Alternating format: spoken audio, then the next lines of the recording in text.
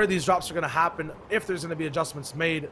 Booga got picked last time. His drop was fine in game 1. Can he play a little bit more protected and passive in game 2? Who else is there dropping out of the sky?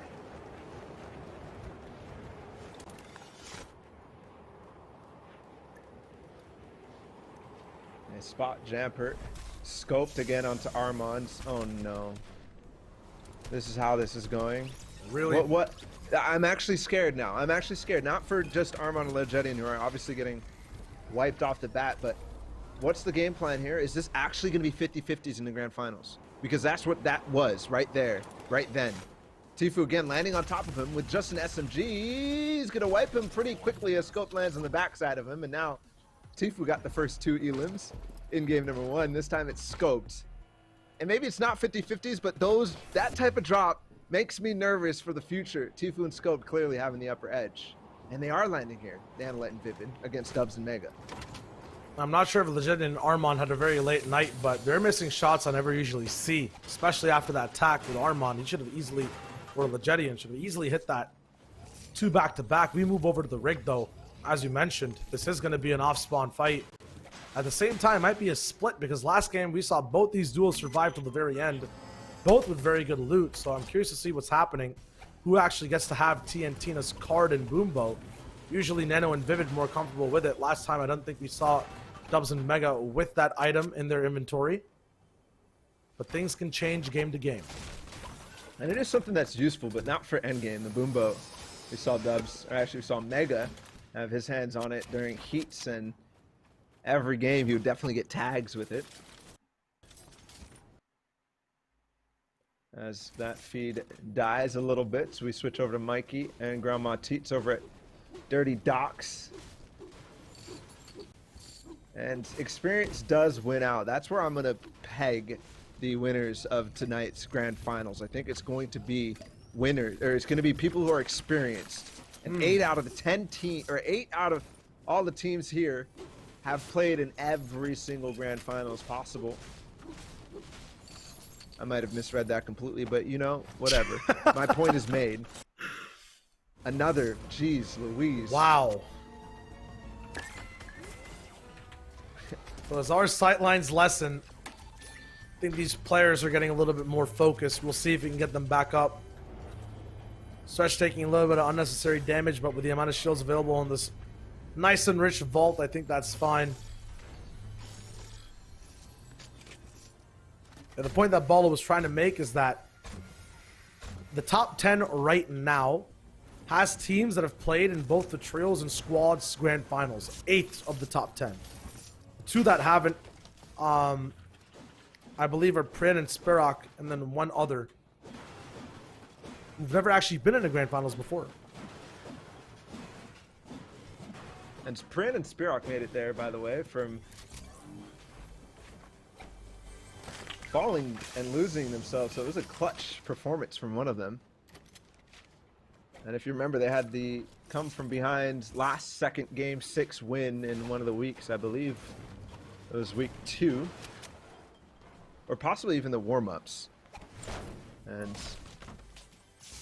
as we continue to see that fight, it's not really breaking out. It looks like it's going to be a passive day over at the rig.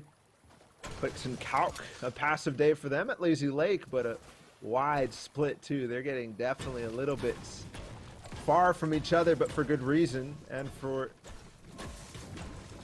their own actions too. They've conditioned this drop spot for quite a while, since week 1, since this duo came together. They've been fighting every single team that even comes near the Lazy Lake.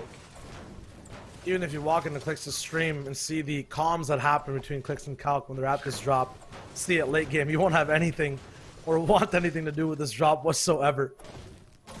They're going to have some nice loot. They're going to wait out for that zone. Going to be northern this time, so might still pull towards the grotto at the very end of it. I'm curious to see exactly what type of zone we have, if we can get that update. If not, it's all good. Right now, Scented and Edgy, we were talking about, do they ever get contested fight at Misty Meadows? They usually end up just rotating fast towards the next island, controlling as much space as possible, as much area on the map, and getting a lot of loot before their enemies can. And this is actually something that they like to get, but they weren't necessarily getting them in all the Sunday finals, because Cease and Bizzle we're stretching this far. And with them not qualifying, there was talk about Chap and AV possibly taking Bizzle and Cease's loot route. But then also a risk for them was the fact that Center and Edgy weren't going to be happy letting another team come in and be able to take that. So it's working out for them so far. Stacky and Hat in a fight. This is the team that qualified. Oh my goodness, off the backs of beating Sway and Scrubs and holding them out of qualification range. And that's another one down, man. We are getting shot more so than people under AV's minigun in endgame. We're having no POVs out here. And it kind of sucks, but it is what it is. We got a big brigade. You can't shut all of us down. We'll have Scented and Edgy to roll with in that early game. My bad if we miss a few fights. It's just due to the fact that a lot of the observers we have, the replay system is just a little bit volatile. It crashes sometimes. They have to boot back up, sync back up.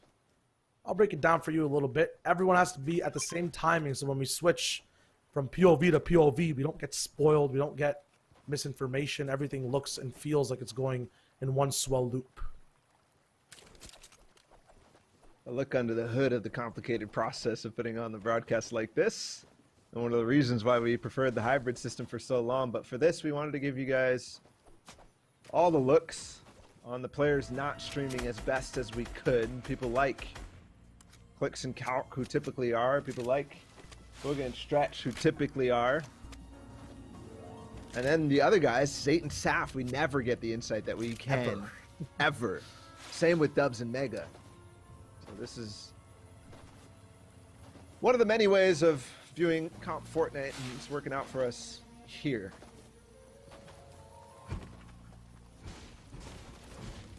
Stretch's inventory looking good. We know that those last two slots, though, the sniper rifle and the fishing rod, will not be seen later on into the game. This is just to have a say at POIs. You shouldn't even be able to see Acorn and Jock. We saw Jock going down so fast last game. Acorn left by himself this time, though. These guys will be moving out. A little bit of issues in the loadout, possibly.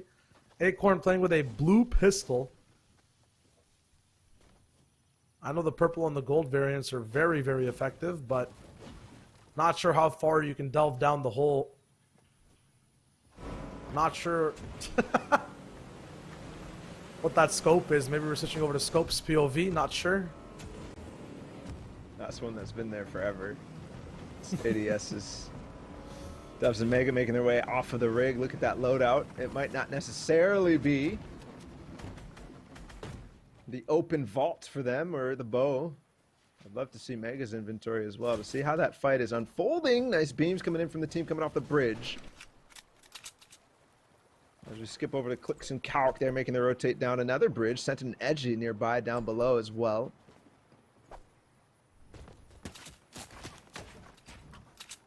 You look one way, you're back open for a second, you get beamed from the other side because everybody in this lobby is so hungry for Storm Surge. Literally every time. And this is interesting. I've actually never seen this be done at a high level like this. Clicks sitting on top of the bridge and kind of inviting people to walk through. And if not careful, Clicks could take off your head in an instant, but it's also risky because you can't necessarily build up here and you can't do what you normally would in a normal fight. Zayt and Saf on their rotate, holding players, possibly landing either Shark or just these Frey Islands in general. And this is going to be a difficult rotate as Zayt and Saf decide to stay here for a while. There's the effect again of having your back open for just a millisecond. Zayt gets seen right now. We have Kanata versus Tfue. Box to box with Scoped and Joey playing support roles on the outsides. And there's multiple teams all the way over here. This might be a forced fight due to Surge. 88 people alive as second closes in. Not sure who has enough damage. You don't see the indicators just yet, but don't forget that this is a team that played together. Kanata was Tfue's teammate for quite a while with Fiverr, even going back to squads, even going back to trios. So a little bit of some history there. As Dubs and Mega continue to rotate, there's so many people around them, but they're still so confident, not stopping at all. But I wonder if this is going to cause them some trouble. Look at that on the minimap. How many players are up in this section? They switch The big pot for the bandage bazooka is Mega needed something, and there's even people holding them. They've got to take a different path in, but where is the path? I don't see any free rotation opportunities for Dubs and Mega here. Possibly off of this backside, another back to the fight with Tfue. And scoped against Kanata and Joey. And when Tfue gets involved in fights, I think one of the biggest problems is how he never lets it down. He never really, sure it might finish, but he will always, always fight for as long as he possibly can. And sometimes that is, or usually, a bad thing, but it gives these guys a position that they don't have very rare instances of, where they get away with getting a double kill instantly. Right now, Edgy and Scented playing the edge side. Oh. Scope looking for more shots, doesn't hit. That would have been an instant knock he could have followed up with. Tfue's still in trouble all the way down low. Scope might give up height here, but will invest more mats, now just down to 8. 1,000 damage above Surge. These guys don't even need this right now. And Scope is just clinging on to life. Just 4 more replacements left on his build. He's getting pressured. Heavy Sniper's in. Do we see the result of that? Ooh. Yes, we do. It's Kanata going down on his own game. Getting pumped again or attacked again. Scope is almost down and out. He is. They'll have to get that reboot as zone starts to move. Kanata might be bled out here too. Joey needs to go and stick that revive. Can Tfue stop it? Oh, he's got the minigun and he drops. He doesn't know where they are though, but it still gets Joey to fall off. But also gives Tfue false confidence as he puts the nail in that fight. Loses Kanata. And possibly a bunch of different situations that come out of this. Joey 2C and Kanata were actually in 8th place with the 8 points that they had. And now he has to go solo. Joey 2C, possibly an opportunity to reboot, maybe at Steamy Stacks, maybe. That zone is there, and I don't see too much congestion on that side of the map. These instances where we're on one corner of the map make it possible, so we never know. But as I see in the feed, Goosh takes him out, so that's the wrap for both of those teams. It's so hard, man. If you just look at the base right here, trying to walk just past this street to get to a reboot card, just in this small area with these many duos, it's just not possible. These guys have their sight lines open to so many far distances on the map as well. Commandment High Sky once again getting randomly focused in a wooden brick base. I wouldn't blame it. They're going to have to run straight away. I feel like I see these guys in the most unfortunate and random circumstances every week. Look at this line, too, that people have made off of the high ground, off of the cliffs of Craggy. From the town itself up to the research and weather station. There's duos kind of in parallel. This could be the opportunity for Commandment to clutch up in terms of Storm Surge off the side of this mountain. Here's Unknown. They finally picked up 2 eliminations. On Sid and Pans, Vivid is down as well. Unknown looking for more though, but look, man, this is kind of uncharacteristic for NAEs. You would expect more people to be playing towards dead side and evening these things out, but no. Congested side is on top, apparently. Everybody trying to switch back to the old meta. It's not working out though for teams like Unknown and Ronaldo, as so many. I'm guessing that Dubs and Mega are on this side as well though.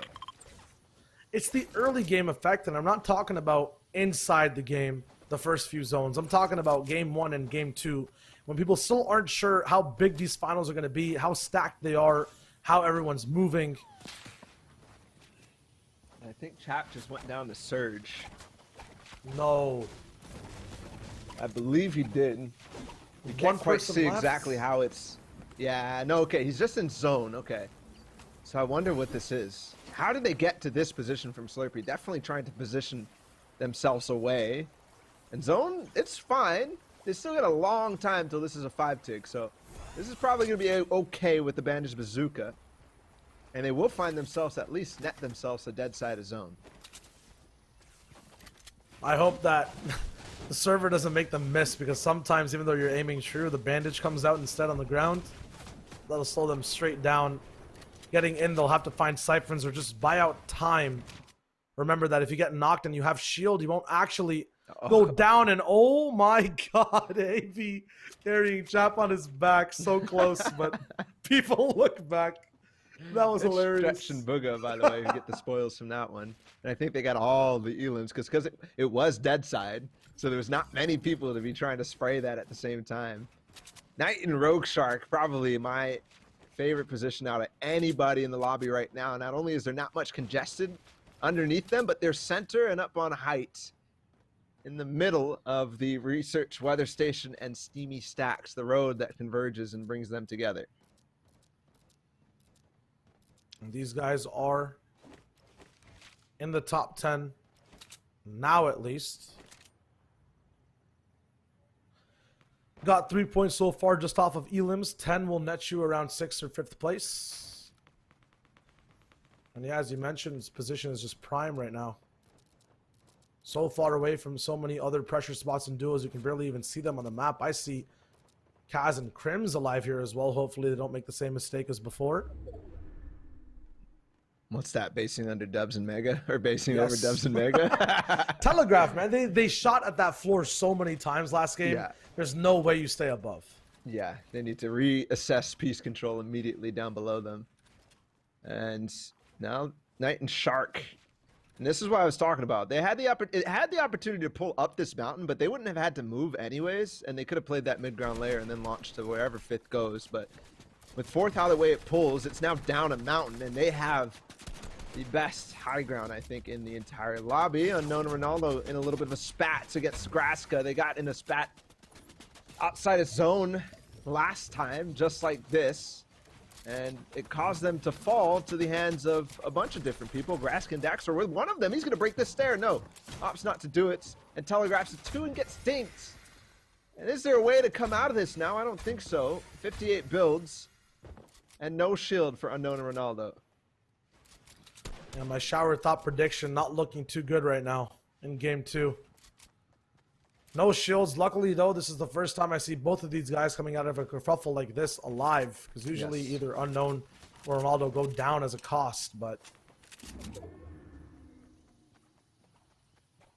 Dubs you're taking away like the biggest.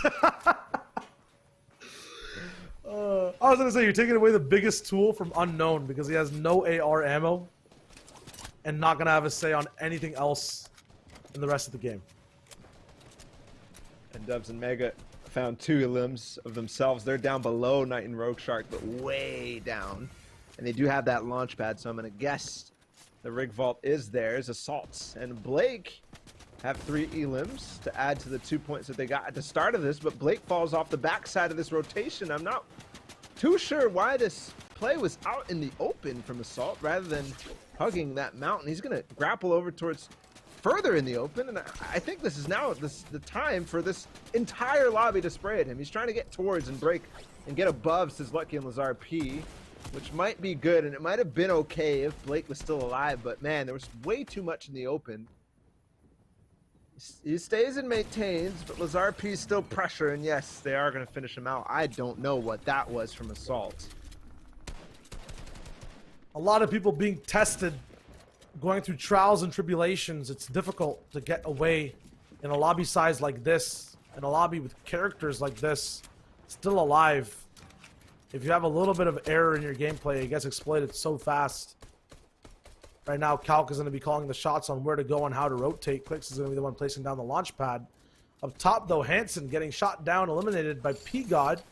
Strobe, the man who came second last place, is in a final elimination, but then getting taken out by Leo, who's in the top 10 as well. Oh, Unknown coming up on Dubs and Mega. This is the first place team. He instantly takes out Mega as they got sniped and pressured at the same time, so good timing from Unknown. And he's still looking for Dubs too. Dubs with the Q of 5th zone. He launches away and hopes to hold on to his hopes and dreams in this game to maintain that first place lead. He's now got a tall task ahead of him. And no shields in the sky. Hopefully he's not the one to get focused. Everyone coming in late. Larison and Colorful are there early, though, getting taken out by Scented. And the 90 pounds of fury. Edgy. Dubs, though, low ground. Is going to be taken low in HP. No shield, I think, and partner left either. Kalk moving forward. Has clicks in his box. They're going to be together. There's Dubs actually up on high. I remember what Aqua did by himself in that game. I still see Zayton Sav. I still see Scented and Edgy. Pretty much right next to Booga and Stretch. A lot of big opportunities to overtake Dubs and Mega. All he needs to do is try to outlast his opponents, at least negate the rises in placement points that could accrue if he fell before top 15. Mat count's looking kind of low here. A refresh is needed. It might be on the Spirok and Prien. Man, this zone is a difficult and long one. It's going all the way north. Another eastern zone, but definitely a different change in scenery. Shark is the one who's the solo who maintains height. And if he watched EU earlier, he might have a bout of confidence. As Zone does bounce behind him, actually, if I'm not mistaken. Here's the launch pads. Can he actually find it? This was the difference, though. Even though Aqua was on height, he wasn't really necessarily doing too much about it. He wasn't trying to get these shots, and he had a minigun as well to kind of show that he was a duo. And yes, that dream to hold on to height as a solo is not going to work out even close. As even down below, big pump from Shark. I'm not sure who that was on. It's Clicks and Calc. He's in the box. He takes out Clicks to start things off. And Calculator's left him completely in the dust. Shark with the refresh off of Clicks. Could still last a little bit. And there's 3 floppers, maybe 4 off of the body. So he lasts as this goes up to the northernmost edge of this map. Does he have the time, though? He doesn't. He makes it in with one more flopper to boot. 100 total HP. Can he pop the minis for the shields? Up top on height, there's his own fight brewing, and on mid, Commandment High Sky, Scented and Edgy are controlling all sides and aspects. Shark wants to migrate in. He gets a bounce back, actually. Oh my god, the zone's working completely in his favor, all the way directly in front of him. He can kind of survive now with 13 duos left. They also get a chance to breathe, a chance to just see what's going on. Daxter actually going straight down to Commandment High Sky, finding the finish. Hip is down 2. It's Avery and Haz on height. And we know that when these guys are up top, they finish games fast. They have an RPG. Calc is still trying to survive at low ground, has 19 points in total. Can buff that up once again, but he has to be careful with this RPG. We've seen so many mishaps happen box to box. He has to choose the right time to use it with 6 rockets. He sends it through with a harpoon, but it doesn't hit. And Calc actually has the opportunity. He did take out Dubs to finish that top duo out. Calc has the opportunity to overtake, I believe, along with Shark by himself. So a couple of different solos now trying to put their stamp on this game. But of course, Avery and Haz up on height. There's Acorn and Jack also in this. Scented and Edgy. A lot of big hitters still here right now. And Calc, Knifer, so many solos to also try to make this work. And these are solos that clutch things out. The thing is, only one person can have the first place slot. Knifer's inventory looks so good, but to play with Storm, you need HP, my friend. Something that you lack. Acorn is alive. Boyle is here. There are 9 duos left, but there's only 12 people remaining. And as Bala mentioned, this is almost be a solo game with Haz and Avery controlling things from the high ground. Knifer, though, no mini ammo. His minigun, not going to be that much of use. Scented and Edgy, one of the 2 duos that are still alive and together. As 6 get left, placement has not been handed out yet for the 5th place slot, and we are in the 9th zone. Scented and Edgy still a full duo together. Same with Sizlucky and Lazar P, who could make their mark on this with this game. And they're up on high ground, or mid ground, at least that second high layer. A lot of different solos on all the different ones. Knifer waiting right now. A big RPG just went into Scented and Edgy's box. And that's the cue for Knifer to possibly go down on them. And he does, but snaking his way through. He's not going to be able to get up on height. He does take out Edgy. The siphon got to come through. Finally, yes, it does. Where does he find his way? Can he find his path? It's Metal to break through. That's his. He does. The zone is favoring him. Acorn on the backside, and he's going to be able to finish that off, I believe. Now, Edgy. No, Scented against Sizlucky. He's holding him out. This could be a free elim for him, but no! It's actually Sizlucky to clutch up in the 1 versus 1. Now, 1 versus 2 against most likely Haz an Avery. We haven't quite seen above. And he does have a harpoon to make this work. It's going to go down off a low, but he can't go too fast. Yes, it is Haz an Avery. A lot of material still remaining, and it's hard mats that he puts out to maintain a position and possibly get some heals. If he's trying to just have this tarp go over the limit all the way around, it's not going to be possible. He moves up a few layers, goes for the quick fight, but Haz sees it coming. It's Avery that stops it completely from up top. And although a valiant effort, impossible when you're facing titans like Avery and Haz from height with God loot with RPGs, that is game 2 wrapped up.